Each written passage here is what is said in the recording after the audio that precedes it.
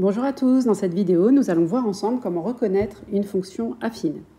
Alors tout d'abord, revenons sur la définition. Une fonction affine est une fonction qui est définie pour tout nombre x par la formule f de x égale ax plus b.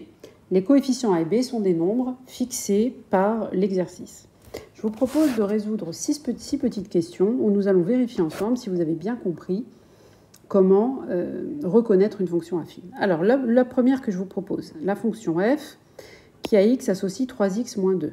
Si je réécris cette formule en utilisant le code couleur que j'ai employé dans la définition, j'ai donc mis le coefficient 3, celui qui est collé à x, je l'ai mis en rose, et celui qui est à côté tout seul, donc le b, c'est moins 2.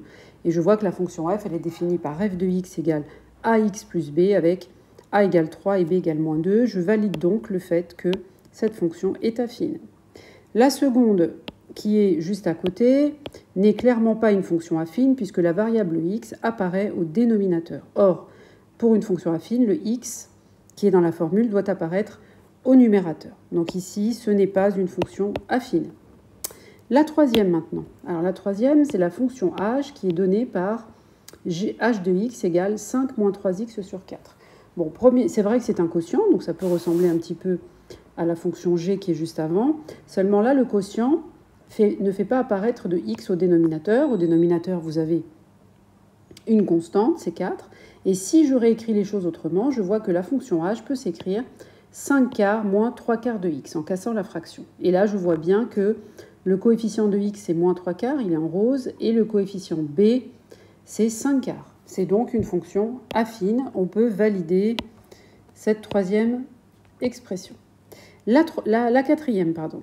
Alors ici, vous avez h de i de x qui est égal, alors voilà, la i de x, c'est moins 2x.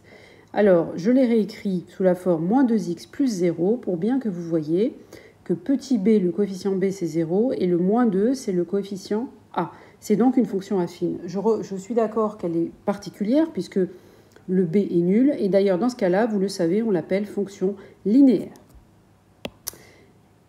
La suivante, c'est la fonction L qui est donnée par L de x égale 8x au carré plus 7. Alors là, ce n'est pas une fonction affine à cause du carré.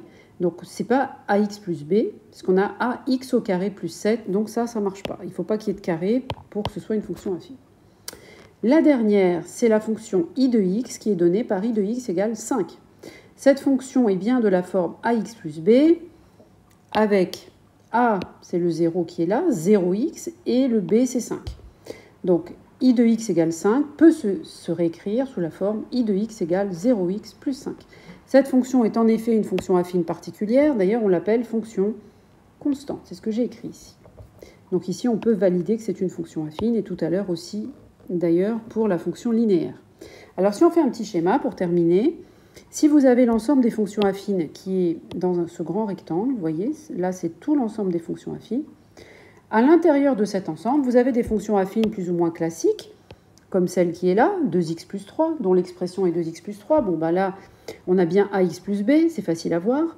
Mais vous en avez d'autres qui sont un peu peut-être plus difficiles à reconnaître, comme 3x, f de x égale 3x. Ça, c'est une fonction linéaire puisque le b est nul. Mais vous avez aussi la fonction qui a x associe 5, qu'on vient de voir tout à l'heure, c'est-à-dire f de x égale 5, et celle-ci est appelée fonction constante.